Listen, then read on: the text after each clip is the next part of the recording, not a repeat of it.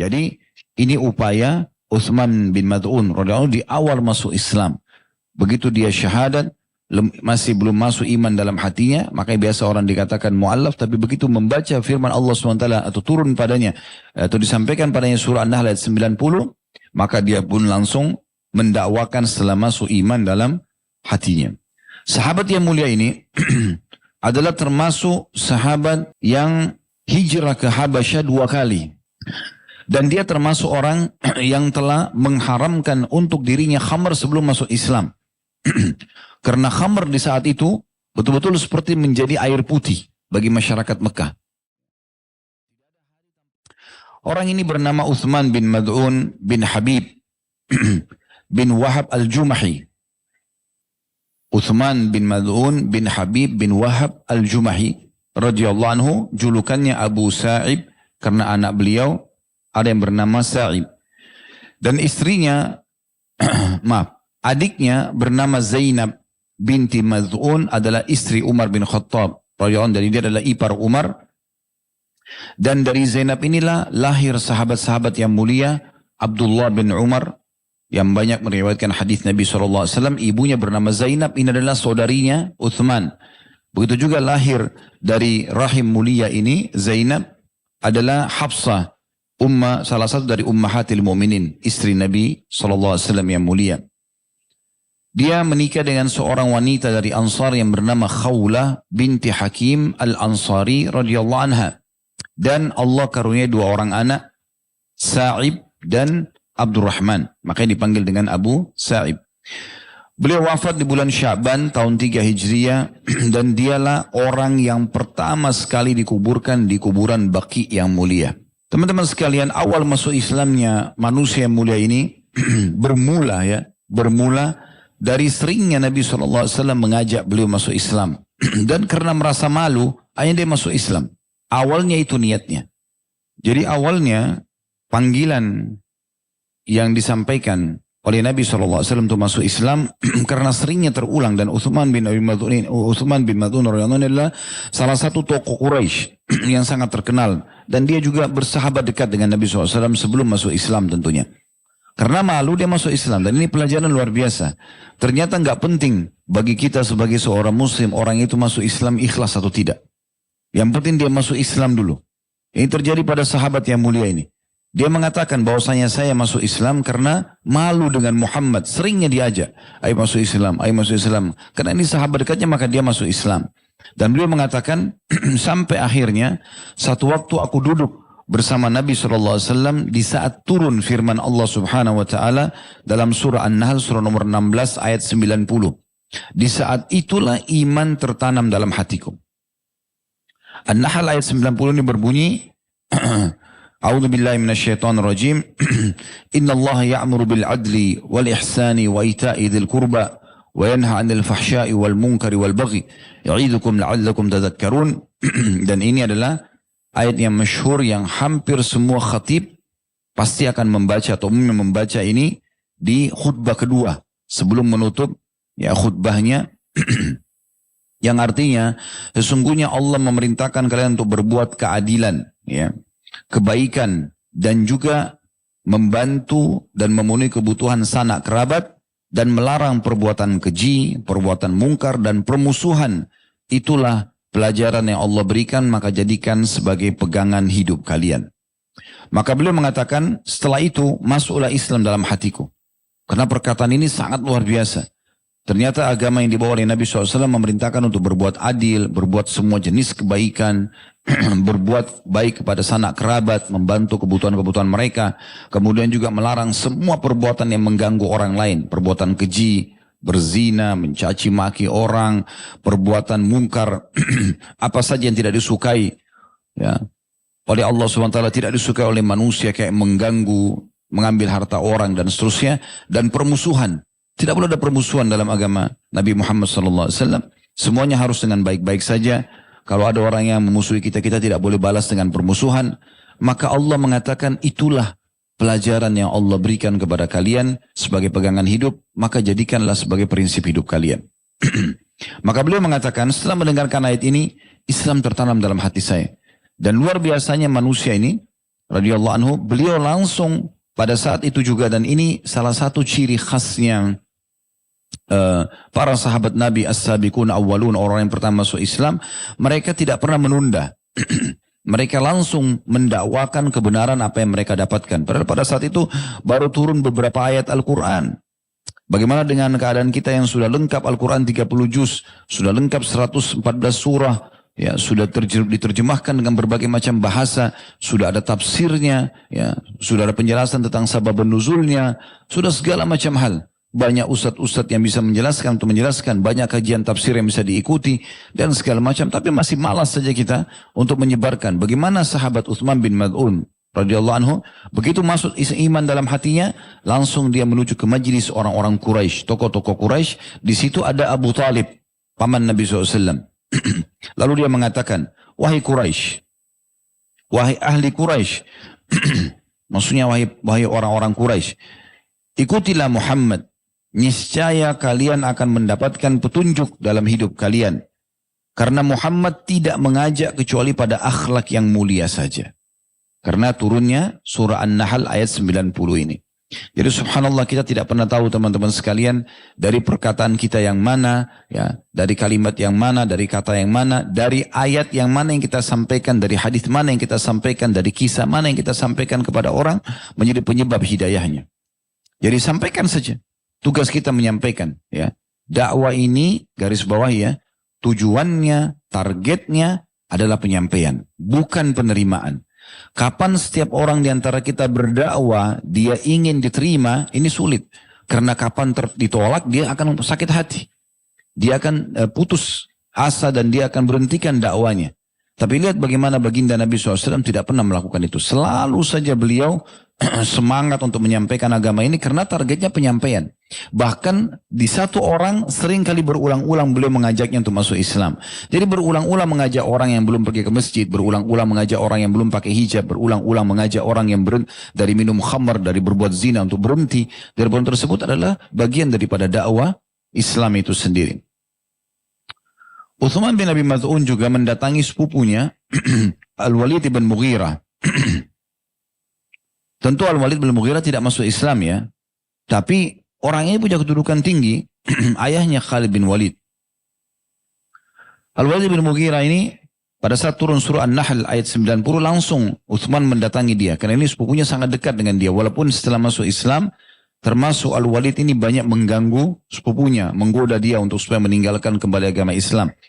Tapi dia membacakan ayat ini kepada Al-Walid. Lalu Al-Walid mengucapkan kata-kata yang masyhur yang akhirnya dinukil selalu dalam buku-buku sejarah Islam. Kurang lebih terjemahnya dia mengatakan, sungguh dalam ayat yang baru kamu bacakan, ayat itu, ya, kata Al-Walid kepada Utsman, ada kemanisan dan keindahan yang sempurna.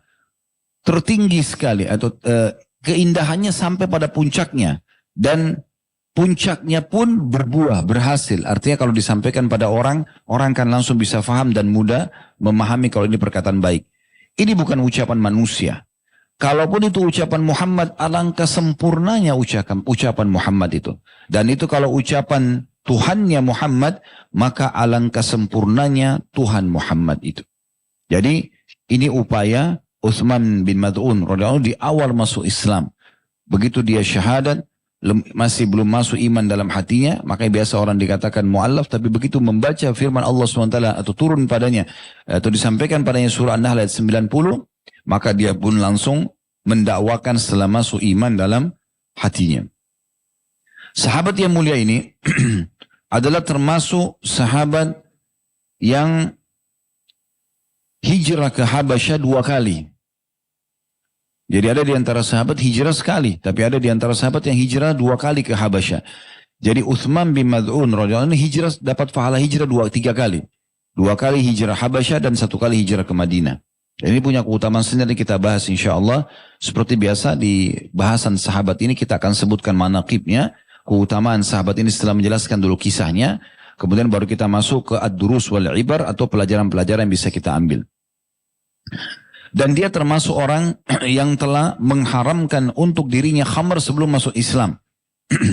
Karena khamr di saat itu betul-betul seperti menjadi air putih bagi masyarakat Mekah. Ya. Tidak ada hari tanpa khamr. Semuanya minum khamr. Dari pagi sampai malam mereka minum khamr. Kecuali sebagian orang yang Allah SWT selamatkan. Tentu Nabi SAW, Abu Bakar, Ali. Ini sahabat-sahabat yang tidak pernah sentuh khamr. Tapi ada sahabat yang tersentuh khamr. Seperti kisah Umar bin Khattab yang pernah kita sampaikan. Dan banyak sahabat-sahabat yang lain memang menjadikan khamr itu sebagai minuman mereka. Nanti akan kita jelaskan dalam pelajaran yang kita ambil insya Allah. Tahapan pengharaman khamr itu sendiri. Karena memang di saat itu luar biasa khamr. Menjadi minuman yang biasa. Kalau tiba-tiba langsung turun pengharaman mungkin orang tidak akan terima. Tapi Utsman bin Maz'un punya satu statement yang menarik. Kenapa dia tinggalkan khamr? Karena dia lihat biasa orang kalau mabuk, dia lupa diri, ngomong ngelantur. Bahkan banyak pelanggaran yang dia lakukan. Mungkin tadinya dia tidak mau membunuh, bisa membunuh. Tidak mau memerkosa, bisa memerkosa. Banyak yang dilakukan dengan orang yang kondisi mabuk.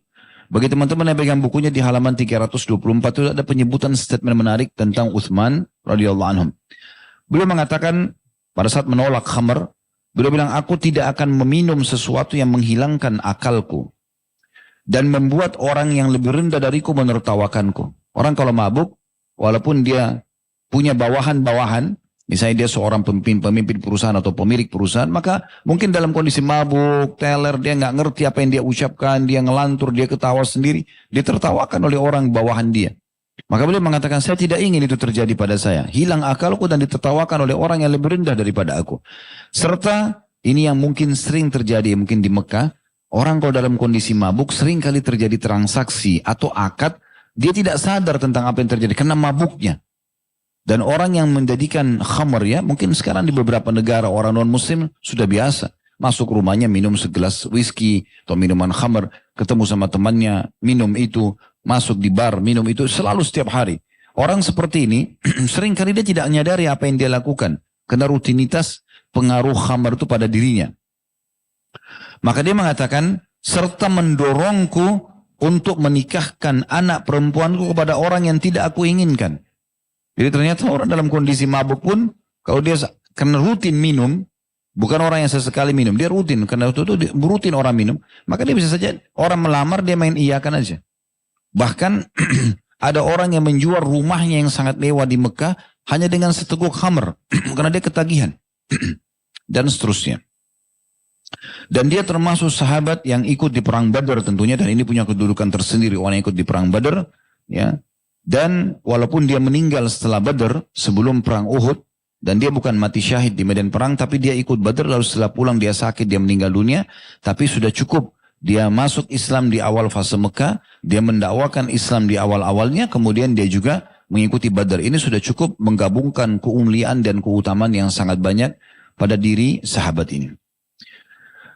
Beliau hijrah ke Habasyah, ada rincian sedikit di buku kita. Hijrah di Habasyah ini disebabkan karena Ibnu Ishaq sebutkan, kenapa sahabat-sahabat Nabi disuruh atau diperintahkan oleh Nabi SAW untuk hijrah ke Habasyah. Kenapa Ethiopia atau Habasyah yang dipilih pada saat itu? Ibnu Ishaq menyebutkan, tak kala Rasulullah SAW melihat cobaan yang menimpa para sahabatnya, beliau sendiri dalam keadaan selamat dan terhindar dari gangguan-gangguan tersebut, karena kedudukan di sisi Allah Subhanahu Wa Taala dan juga berkat perlindungan pamannya Abu Talib. Sementara beliau tidak mampu mencegah cobaan yang menimpa mereka, ya, tidak bisa membela mereka, sahabat-sahabat atau orang muslimin yang sedang disiksa. Maka berkatalah beliau kepada para sahabat, kiranya kalian berangkat saja ke Habasyah, sebab di sana ada seorang raja yang tidak pernah seorang pun terzalimi di sisinya. Jadi terkenal dengan keadilannya. Ia adalah bumi kejujuran, hingga Allah memberikan kemudahan bagi kalian dari apa yang kini telah menimpa kalian. Maka pada saat itu, tentu ini disebutkan Ibnu Ishaq dalam bukunya ya, yang masyhur, ya buku tentang Sirah Nabawi, dan juga Ibnu Katsir sebutkan dalam kitab Al-Bidayah, jilid 3 halaman 26. Ketika itu berangkatlah kaum muslimin dari kalangan sahabat Nabi ke bumi Habasyah untuk menghindari cobaan dan juga membawa pergi agama mereka. Ya. Dan hijrah ini pertama kali terjadi di masa kenabian Nabi SAW. Dan di saat itu pemimpin mereka adalah Utsman bin Maz'un. Walaupun ada beberapa buku juga menyebutkan pemimpin mereka adalah Ja'far bin Abi Thalib. Jadi bukan mustahil kedua sahabat ini ditunjuk menjadi pemimpin para sahabat pada saat safar di sana. Dan tentu tidak mungkin dipilih sebagai pemimpin kecuali dianggap orangnya dewasa, bijaksana, dan juga bisa menjawab perkara-perkara Islam kalau ditanyakan. Ia duduk pada saat itu sambil mengenang pada saat tiba di Ethiopia melihat bagaimana muslimin disambut oleh raja karena ada penyampaian ya Nabi SAW kepada Najasyi surat permohonan agar menerima muslimin dan akhirnya diterima.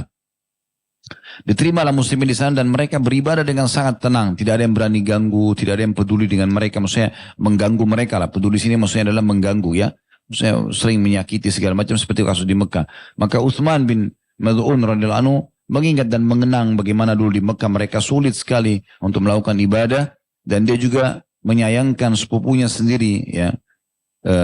Al-Walid ikut mengganggu dia, begitu juga dengan ada orang lain ya, yang sangat terkenal suka mengganggu muslimin, Umayyah bin Khalaf, ya majikannya Bilal, ya, yang kita juga sudah ceritakan di masa Bilal ya, atau di kasus Bilal dulu radhiyallahu anhu, bagaimana dia pun terbunuh di Badar di tangan Bilal dan beberapa sahabat. Kaum Muhajirin intinya tinggal di sana dengan sangat tenang. Cuman saja ada satu kejadian setelah mereka tinggal beberapa saat di Habasyah. Di Mekah turun firman Allah Subhanahu wa taala surah An-Najm ayat 57 sampai 62. Waktu itu turun kepada Nabi SAW surah An-Najm ayat 57 sampai 62, kurang lebih bunyinya a'udzubillahi minasyaitonirrajim, azifatil azifa laisa laha min dunillahi kashifa afa min hadzal hadithi ta'jabun wa tadhakuna wa la tabkun wa antum samidun fasjudu lillahi wa'buduh. Yang artinya telah dekat terjadinya kiamat. Dan pada saat turun Nabi SAW bacakan ini di depan Ka'bah, di depan orang Quraisy dibacakan. Azifatil azifah. Telah dekat kiamat hai Quraisy. Seakan-akan begitu. Tapi ayatnya setelah terlihat telah dekat hari kiamat. Tidak ada yang akan menyatakan terjadinya hari itu selain Allah. Maka apakah kamu merasa heran terhadap pemberitaan ini? Dan kamu menertawakan dan tidak menangis? Sedang kamu melengahkannya, tidak memikirkan masalah kiamat itu, maka bersujudlah kepada Allah dan sembahlah dia. Karena ada kalimat, fasjudulillahi wa'budu. Maka Nabi SAW setelah baca ayat ini dengan suara keras, sahabat-sahabat mendengarkan, orang Quraisy mendengarkan, beliau sujud depan Ka'bah. Maka semua sahabat ikut sujud, karena ada perintah sujud dalam ayat ini. Uniknya di saat itu, seluruh Mekah sujud. Termasuk orang-orang kafirnya. Semua sujud. Ya, ada di antara mereka bahkan tidak tahu kenapa sujud. Ya, karena memang mereka setelah mengangkat kepala mereka dari sujud, mereka tidak tahu kenapa sujud. Ada di antara mereka tidak bisa sujud karena tuanya dan sakit, maka dia ambil tanah Mekah di sekitar Ka'bah ditaruh di kepalanya, dia mengatakan ini cukup mewakiliku, aku tetap mau sujud. Gara-gara ini tersebar berita kalau satu Mekah sudah masuk Islam karena sujud kepada Allah Subhanahu wa taala. Dan ada sahabat saking semangatnya, dia mengirim informasi ke Habasyah, ke Ethiopia. Kalau Quraisy sudah masuk Islam, pulanglah, untuk apa di negeri orang gitu. Pulang serentak sahabat-sahabat tersebut. Zaman itu orang tidak punya telepon, alat komunikasi seperti kita sekarang sehingga mudah memberitahukan. Jadi begitu sampai berita, untuk menginformasikan lagi kalau itu berita tidak benar, butuh 1 bulan lagi perjalanan. Jadi mereka sudah balik. Begitu mereka tiba di dekat Mekah, sudah dekat dengan pintu gerbang Mekah, ada yang sampaikan kepada mereka berita kalau itu tidak benar. Bukan tidak benarnya maksudnya bukan tentang turun ayatnya, tapi Quraisy masuk Islam. Mereka tidak masuk Islam. Mereka cuma ikut sujud saja. Akhirnya para sahabat pun menahan diri untuk masuk karena mereka akan disiksa. Ya. Kecuali ada yang di antara mereka yang tokoh-tokoh masyarakat yang punya kedudukan. Karena dijamin oleh para tokoh Quraisy. Di antaranya ya, Utsman bin Mad'un ini. Karena sepupu dia, ya, Al-Walid ibn Mughirah melindungi dia. Awalnya begitu. Melindungi dia. Maka masuklah dari ke Mekah. Tidak ada yang ganggu. Karena dia tokoh Quraisy gitu kan. Orang-orang Quraisy ini hanya ganggu budak-budak, orang-orang yang miskin, yang dianggap memang tidak punya kekuatan. Kesempatan mereka siksa, mereka bunuh, mereka ambil hartanya. Seperti itulah. Tapi ada satu kejadian unik. Setelah itu, Utsman bin Mad'un masuk di Mekah. Dia hidup seperti biasa. Kemana-mana dia pergi selalu aman. Karena orang semua tahu yang jamin dia adalah Al-Walid ibn Mughirah.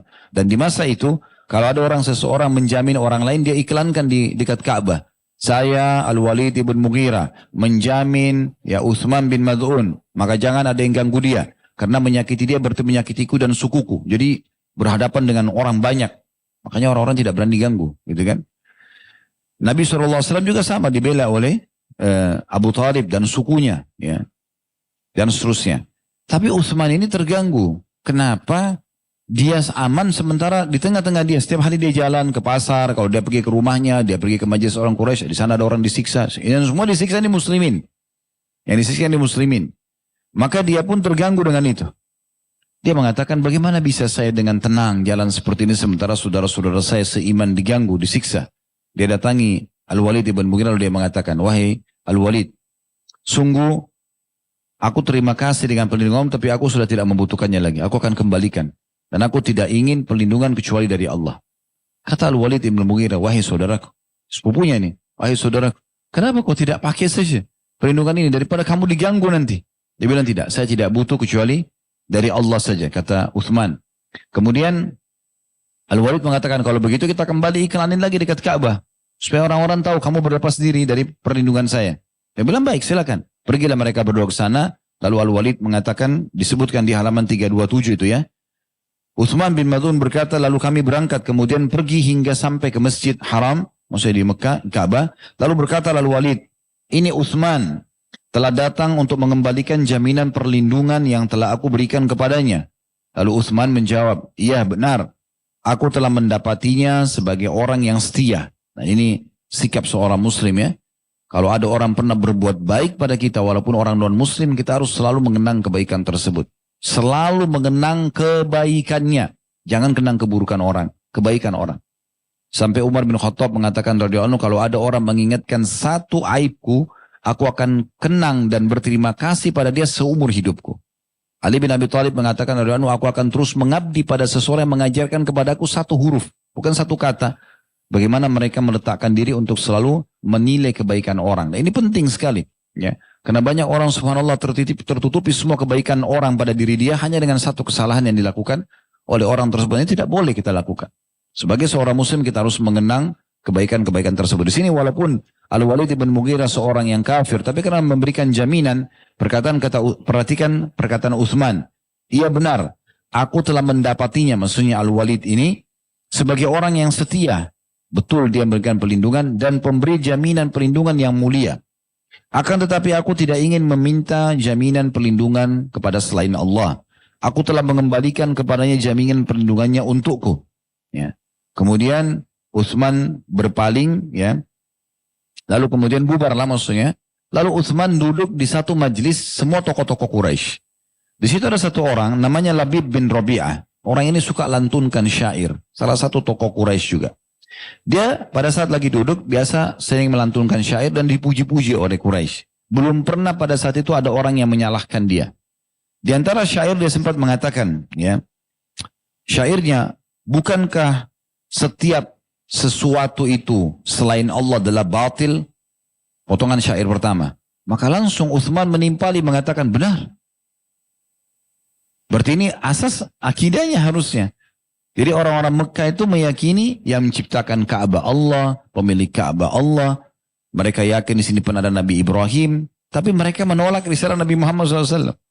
Mereka masih mendatangi 360 berhala di sekitar Ka'bah untuk mereka jadikan perantara dengan Allah Subhanahu Wa Taala. Maka diingatkan mereka adalah orang-orang musyrik yang mempartnerkan Allah dengan makhluk gitu. Lalu dia mengatakan di syair keduanya, dan setiap kenikmatan sudah pasti sirna. Maka di sini Utsman bantah. Mengatakan tidak, engkau keliru. Karena kenikmatan surga tidak akan pernah sirna. Rupanya Labib tersinggung dengan ini.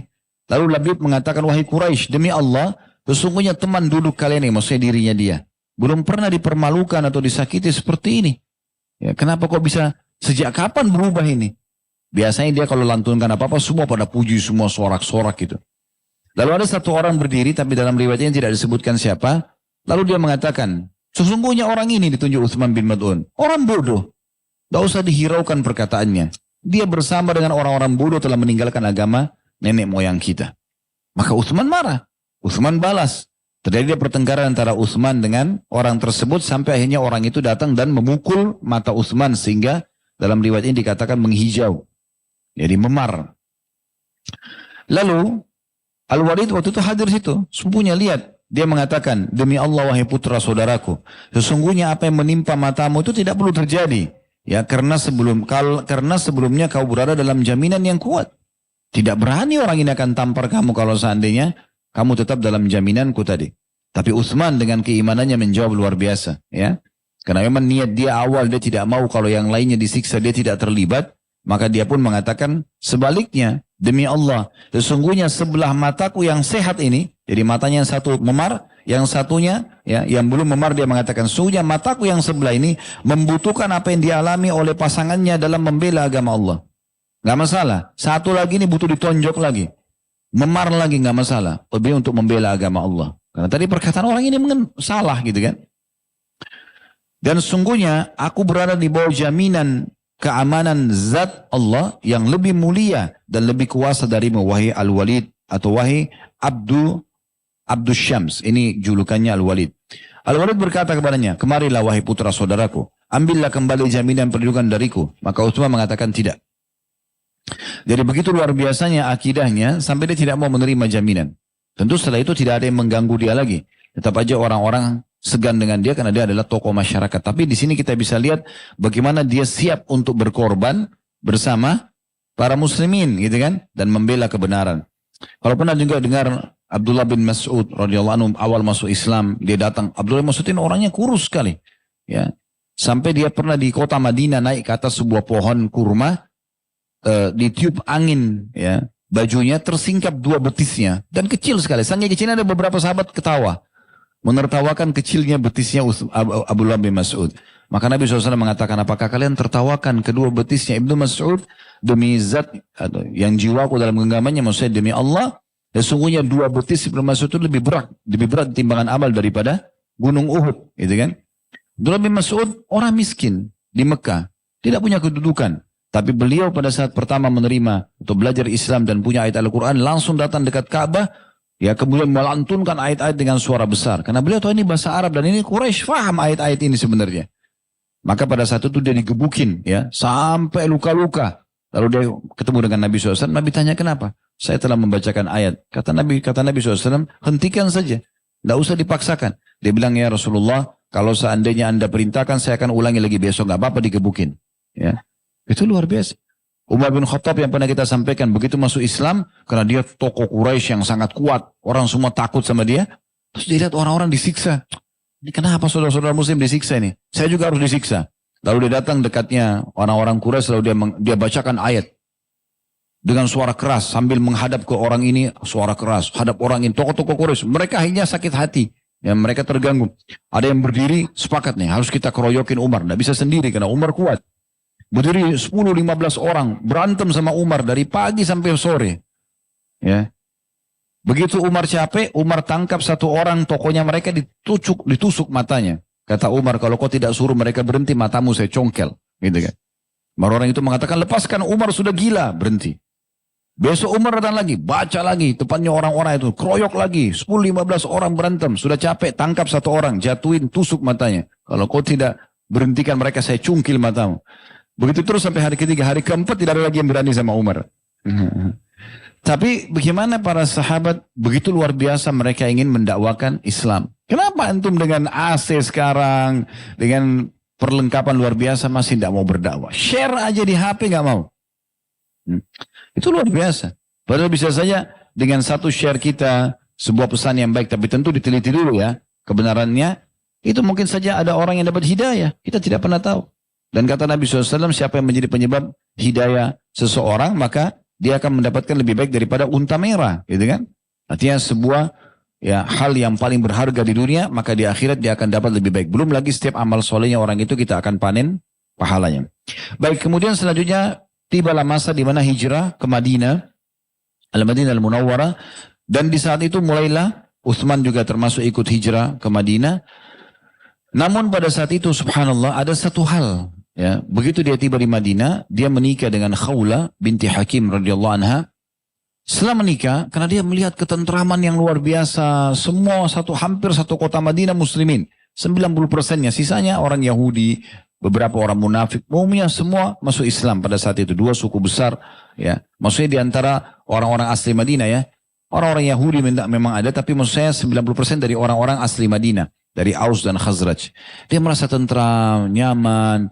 Nabi SAW ada di depan mata, bebas menyampaikan pengajian beliau, wahyu.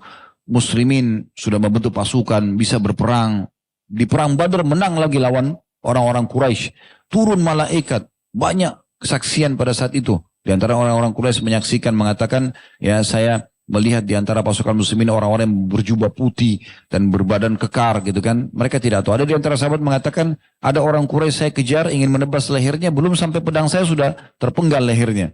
Dan Nabi SAW bilang pada saat itu, siapapun yang ingin, apakah kalian ingin melihat bedanya korban kalian dengan korban para malaikat? Maka kata para sahabat, tentu ya Rasulullah. Kata Nabi SAW, yang kalian lihat jari-jari mereka terpotong, musuh-musuh itu, dan ada luka bakar dan leher mereka terpenggal dan juga ada luka bakar, itulah korban para malaikat. Karena Allah berfirman dalam Al-Quran, fadribu, ya, kulla banan, pegal leher-leher mereka. Allah perintahkan kepada para malaikat. Ringkas cerita, dia saksikan semua itu. Maka muncul perasaan Utsman bin Mad'un radhiyallahu anhu untuk menjadi orang yang zuhud, tetapi dia masuk ke dalam satu bab namanya rahbani. Ini istilah rahbani ini digunakan oleh sebagian orang-orang agama Nasrani yang mereka pada saat mau dekatkan diri ke agama sudah mereka tidak menikah, mereka tidak mau urus dunia lagi, gitu ya. Nah ini sebagian orang memahami makna zuhud dalam Islam seperti itu, tapi ini keliru. Sempat Utsman bin Mad'un terfikir itu. Akhirnya dia tidak kumpul sama istrinya. Setiap hari dia puasa, malam hari juga dia sholat malam. Dia nggak kumpul. Istrinya mengeluh. Khawla binti Hakim radhiyallahu anha datang kepada Aisyah dan menyampaikan itu. Kalau Utsman bin Mad'un ini benar-benar setelah nikah sama saya, nggak ada interaksi suami istri. Ngobrol aja jarang. Semua isinya setiap hari puasa, dulu di masjid nunggu sholat dari sholat. Malamnya tidak pernah tidur, sholat malam. Ini juga terjadi pada Abu Darda ya, yang pernah kita sampaikan kisahnya. Tapi ini cerita Utsman unik gitu. Pada saat dia selesai mendapatkan itu, sampai kondisinya dia kelihatan kusut sekali. Khawla pun begitu. Karena Utsman bin Mad'un ajak dia, ayo kamu sholat sama saya, ayo puasa sama saya. Dia merasa terganggu. Dia tidak bisa ikutin ya bagaimana level ibadahnya si suaminya ini. Setelah dia mengeluh, maka Nabi SAW memanggil Utsman lalu menjelaskan statement yang masyhur dalam sebuah riwayat yang disampaikan oleh Ibnu Sa'ad dan diriwayatkan juga oleh Abdul Razzaq ya, dan ini dinilai sahih tentunya oleh Syekh Al-Arnaud, mengatakan semua perawinya thiqah ya, terpercaya. Di halaman 329 itu ya, Nabi SAW menemui Utsman sambil mengatakan, ya Utsman, innar rahbaniyata la tuqtab alaina ama laka fiyya uswah. Wallahi inna akhsyakum lillahi wa ahfadhakum lihududihi la ana. Artinya, wahai Utsman, sungguhnya kehidupan ala rahib itu, mau menyendiri, ibadah, tidak mau kenal dunia, tidak mau menikah, ya, tidak diwajibkan. Tidak ada perintah dalam agama kita seperti itu. Tidakkah engkau menjadikan aku sebagai teladan, suri tauladan? Demi Allah, hai Utsman, sesungguhnya orang yang paling takut kepada Allah dan yang paling menjaga hukum-hukum Allah di antara kalian adalah aku. Seakan-akan Nabi ingin menyampaikan, saya menikah kok. Kamu harus contohi saya. Saya juga tidur malam hari, kemudian saya sholat malam. Kamu juga harus contohi saya. Saya juga puasa, tapi saya berbuka puasa. Tidak tiap hari puasa. Gitu kan? Dan seterusnya. Ada satu statement yang menarik di sini. Setelah saya telusuri buku kita ini, ada penyampaian di halaman 329 ya, di paragraf paling terakhir, Sa'id bin Musayyib rahimahullah, seorang ulama tabi'in mengatakan, aku mendengarkan Sa'ad, ya. Saya tidak tahu di sini apakah Sa'ad bin Ubadah, Sa'ad bin Mu'ad, karena beberapa sahabat punya bernama Sa'ad ya. Yang jelas saya mendengarkan Sa'ad berkata, dia bilang, Rasulullah SAW telah menolak sikap dan perbuatan Utsman bin Mad'un dalam tabattul. Maksudnya tabattul itu terus-terus ibadah tidak putus-putus. Tiap hari puasa, tiap hari sholat malam. Pokoknya tidur, makan, ini interaksi sama biologi sama istri, dagang di pasar gak penting. Pokoknya selalu ibadah saja. Tapi melampaui batas gitu. Dia sudah tidak memberikan lagi hak istrinya, tidak memberikan hak tubuhnya untuk istirahat gitu ya. Dia mengatakan, kalau Nabi Rasulullah SAW menolak sifat tabattulnya atau terus-menerus ibadah dari Utsman bin Mad'un. Andai kata beliau mengizinkannya, kata Sa'ad, niscaya kami semua akan mengebiri diri kami. Ya, pasaktomi, maksudnya dia, kalau memang Nabi bilang, oh nggak apa-apa Utsman lakukan, pasti kami semua akan kebiri. Udah nggak butuh perempuan, nggak butuh ibadah, nggak butuh yang lain. Sudah kita puasa, kita sholat, kita terapkan itu. Tapi karena Nabi SAW tidak setujui, maka akhirnya para sahabat tidak mengikuti contoh dari Uthman. Bahkan Uthman pun meninggalkan dan mengubah pola beliau radhiyallahu anhu. Ya, nanti kita jelaskan insyaallah dalam ad-durus wal ibar atau pelajaran yang bisa kita ambil. Baik, di penutupan di sini dalam kisah beliau saatnya untuk pergi setelah panjang melalui fase masuk Islam di Mekah, karena beliau termasuk orang-orang yang awal sekali Nabi SAW tawarkan Islam. Di antara belasan nama sahabat as-sabiqun al-awwalun, orang yang pertama masuk Islam itu disebutkan Uthman bin Maz'un, ya. Di fase-fase awal masuk Islamnya Abu Bakar, Khadijah, itu Uthman bin Maz'un juga masuk Islam. Akhirnya dia pun sakit di atas ranjangnya dan meninggal dunia pada saat itu. Dan pada saat meninggal sempat ada seorang wanita, Ummu Ala radhiyallahu anha, karena dia mengenal Uthman, mengenal juga istrinya Khawla, maka dia mengatakan pada saat melihat jenazahnya, semoga Allah merahmatimu wahai Abu Sa'ib, persaksianku atasmu, Allah telah memuliakanmu. Ya, dia bilang, saya bersaksi kau pasti mulia, karena semasa hidup ditahu bagaimana baiknya orang ini gitu. Maka Nabi SAW bertanya kepada Ummu Ala, bagaimana kamu tahu bahwa Allah telah memuliakannya? Aku menjawab, aku tidak tahu, ayahku dan ibuku sebagai tebusannya ya Rasulullah. Kalau tidak demikian lantas siapa? Ya, maksudnya kalau orang seperti ini tidak layak untuk kita katakan dia telah Allah muliakan, hidup dalam keadaan Islam, meninggal dalam keadaan Islam, lalu bagaimana? Maka Nabi SAW bersabda dalam sabdanya yang masyhur diriwayatkan oleh Bukhari Muslim, amma huwa faqad ja'ahu wallahi al-yaqin. Wallahi inni la arju lahu al-khaira wa ma adri wallahi wa ana Rasulullah ma yuf'alu bih. Adapun dia, ini Uthman yang tadi baru kamu berikan kesaksian, demi Allah kematian telah datang menjemputnya, dan demi Allah sungguh aku berharap kebaikan baginya. Aku pun berharap itu. Ya. Dan demi Allah aku tidak tahu apa yang akan diperlakukan terhadap diriku padahal aku adalah seorang utusan Allah. Maksudnya sekarang aku masih hidup tapi aku tidak tahu ke depannya apakah aku akan seperti Uthman ini meninggal dalam keadaan Islam. Dari Nabi SAW bukan berarti tidak meyakini tentang janji Allah SWT, tapi beliau seperti mengingatkan umatnya, hati-hati, tetap pertahankan Islam itu sampai meninggal nantinya. Di malam harinya, Ummu Ala mimpi. Melihat dalam mimpinya, dia bilang, ya, aku pun melihat dalam mimpi Uthman memiliki sumber air yang mengalir dengan deras. Maka aku tanyakan kepada Nabi SAW, maka Nabi mengatakan itu adalah pahala amalannya. Hadis ini riwayat Bukhari dan juga Ahmad. Pada saat itu pun ada kemuliaan tambahan karena Nabi SAW pada saat melihat jenazahnya yang sempat memeluknya, mengecup keningnya dan juga ya ada dalam beberapa riwayat lain mengecup pipinya, mencium pipinya Uthman dan meneteskan air mata di pipi Uthman radhiyallahu anhu, dan ini kedudukan tersendiri sambil beliau ya mengatakan zahabta walam talabbas minha bisyai. Engkau telah pergi, maksudnya menuju ke akhirat, tanpa tercemar sedikit pun dari perhiasan dunia. Jadi Nabi SAW memberikan kesaksian luar biasa dari sahabat yang mulia. Hadits ini diriwayatkan oleh Imam Malik. Juga pada saat dikuburkan jenazahnya, diriwayatkan dari Al-Muttalib bin Abdullah yang mengatakan tak kala Nabi SAW menguburkan Uthman bin Maz'un, dan ini juga keutamaan sendiri, Nabi SAW turun tangan sendiri menguburkannya.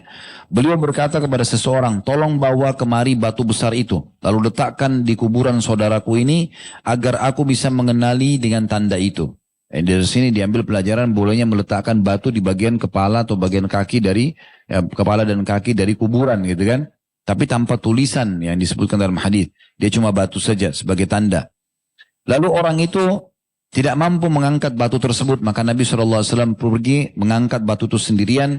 Dan kata Al-Muttalib bin Abdullah radhiyallahu anhu, aku melihat sendiri putih keluar lengan Rasulullah SAW ketika beliau mengangkat batu tersebut. Jadi saking tingginya diangkat batu itu sampai kedua ya putih lengan beliau terlihat SAW. Dan hingga dia meletakkan di kuburan Uthman batu tersebut, dan beliau SAW mengatakan sesungguhnya aku akan mengubur kerabat-kerabat dekatku di sekitar kuburan ini, maksudnya di sekitar kuburan Uthman radhiyallahu anhu. Dan tak kala putri Nabi SAW wafat ya, maka Nabi SAW berkata al-hiki bisalafinal khair Uthman bin Maz'un, susullah pendahulumu yang baik yaitu Uthman bin Maz'un. Ya, kenapa Utsman bin Affan disebutkan? Karena beliau adalah sahabat yang pertama dikuburkan di Al-Baqi.